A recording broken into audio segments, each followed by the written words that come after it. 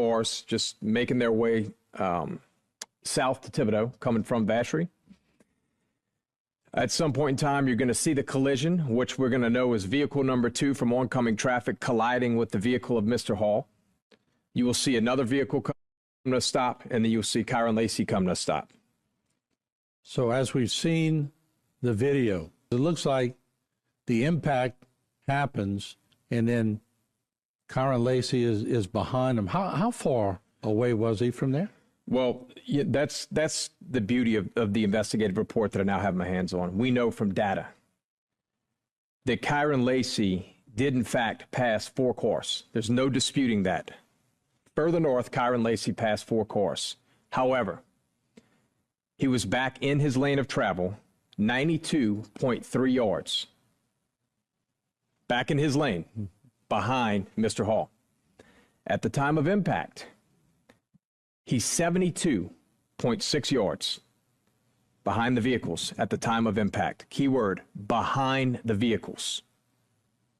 That is not how this story was ever painted. Never. Any part of the district attorney's investigation that talked about Mr. All right, sir. So, look, don't worry about filling any of this top information, like your name, address. Don't worry about any of that. Just right here, if you could, I'll just have you write exactly what you saw. Just make sure to include, where you were. I don't even know what the name of that highway. It's Highway 20. Highway 20. That you just. All right, maybe my wife gonna figure out right quick. Okay, just make sure you add in there that you had to slam on your brakes, and the brakes, you had to slam on the brakes to avoid that charger, and the brakes locked up to avoid that charger. That's. I ain't skid mark or nothing, but I wasn't even going, man. That lady in the back of me, she didn't saw what's happening. That's how she called that wreck. She was running in the back of me. She pulled on the other side, and that's not in it. So, but the charger was coming right at you, correct? Right. And that's why you had to slam on your brake, head on with you. So yeah, just make sure you include that, and that's very important because we're trying to locate this charger right now. So just include that in the statement, and I'll read it over, and then I'll be out of here. In that video, you can clearly hear the suggestive nature indicating that I need you to say that you had to slam on your brakes and you had to avoid a charger. Okay, just make sure you add in there that you had to slam on your brakes, and the brakes, you had to slam on the brakes to avoid that charger, and the brakes locked up to avoid that charger. That's. But then you hear Gold Truck, the witness, who's the Gold Truck, what he says. And he says verbatim. I ain't skid mark or nothing, but I wasn't even going, man. That lady in the back of me, she didn't saw what's happening. That's how she called that wreck. She was running in the back of me. She pulled on the other side, and that's not in it. I didn't skid marked or nothing because I wasn't even going that fast. That lady in the back of me, she didn't see what's happening. That's how she caused that wreck. She was going to run into the back of me, and she pulled into the other side.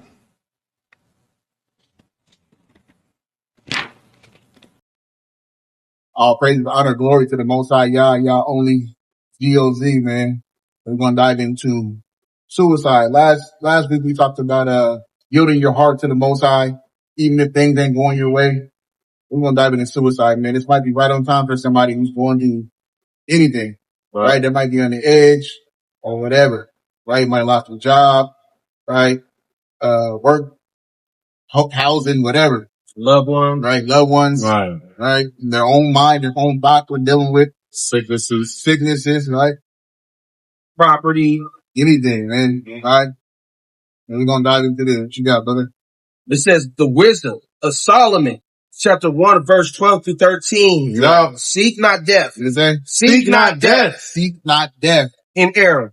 In error. Of your life. Right. You might be in error of your life. You might feel like you're not where you're supposed to be. You might feel like you make too many mistakes. You might feel like your life's over with, right? You have no hope, no future, right? But the Most High does what?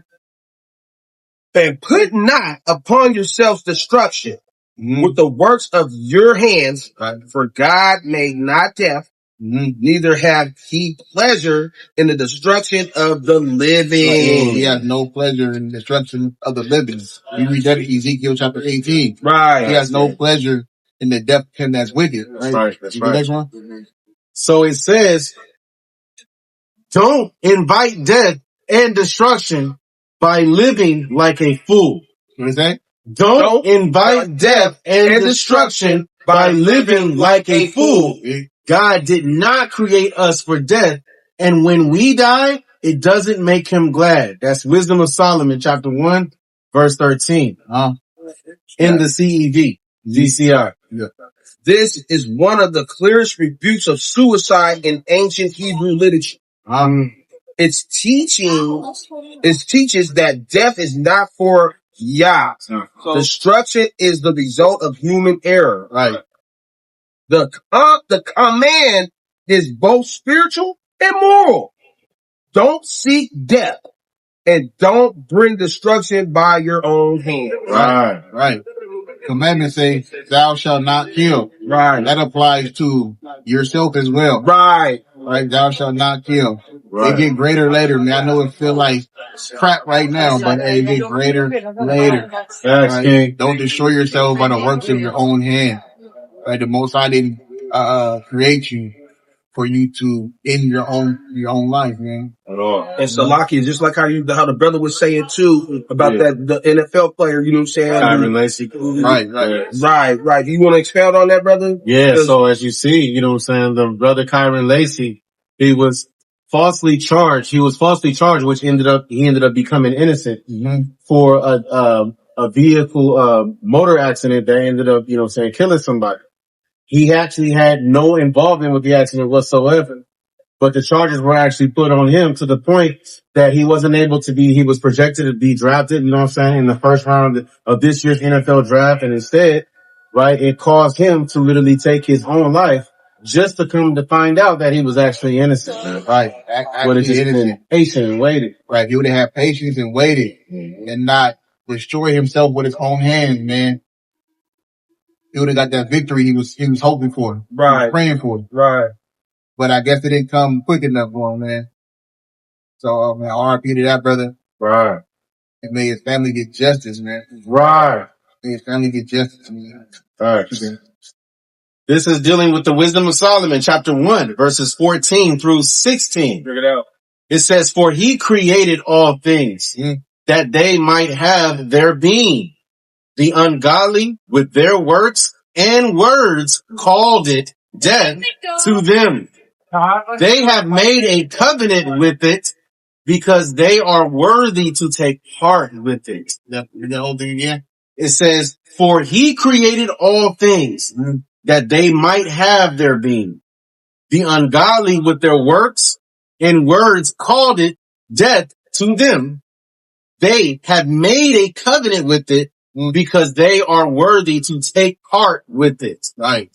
Suicide is linked to ungodliness. As a turning away from the purpose of life, death is not Yahweh's will for the living. It enters through human choice, sin, and turning away from wisdom. Right. And most people don't just commit suicide. They dwell on it. They contemplate it for a while. Right. Before they actually Do it. Right. Or attempt to do it. Some people attempt to do it and don't die. Right. But when somebody takes their life, they're contemplating on it for a while. Right. For a while. Right. So this is just, a message for everybody that's going through any trauma, drama. You stay patient until the Most High. Right. Wait on his timing. And then about the timing. Right. Just wait. Right. Just wait. Even David had to wait. Man, Joseph. David had to run. Right. Joseph had to wait, get sold by his brothers. He interpreted the dreams and he told the people, don't forget me. And they forgot him. So he had to wait even longer. Wow. Right? That's a good point. You gotta wait. Daniel. Right. He's counting down he's going through the timeline, trying to figure out why he's still in Babylon. Right. Gotta wait. Gotta wait. Man. Wow. I know you want it now. I know you need it now, but you gotta just wait. That's right. You gotta just wait, man. Have patience and wait. Good. And Shalakia too, because you were saying, like you said about Joseph, you were saying they had to wait too. For that famine. They had to wait. You were saying, and God, you were saying, made the time, which is his time, you were saying to give, you were saying Joseph the revelation of how to, you were saying, deal with it. Right. Even with Jacob, he had to wait for his wife. He worked 7 years for Rachel, and he got Leah. Then he had to work another 7 years Right. to get Rachel. Right. So we had to, 14. 14 years, man. Then he had to wait for when their father changed his wages. Right? So he had to wait for 4 years. That's crazy. Everybody got to wait. Our forefathers are still waiting for the kingdom. Abraham died without the kingdom. Isaac died without the kingdom. That's facts, King. Jacob died without the kingdom. Wow. Still waiting for the kingdom. Right. Moses died without the kingdom. Yep. Right? Yep. So we're still waiting. It's the Most High's timing. Right. So whatever you're going through in your life, pray, fast, repent. Pray, fast, repent, and wait patiently. Right. And quietly. That's key. And quietly. No suicide. Wisdom on endurance and righteousness in suffering. We're going to read it out of Wisdom of Solomon, chapter 3, verses 1 all the way through 3. But the souls of the righteous are in the hand of God.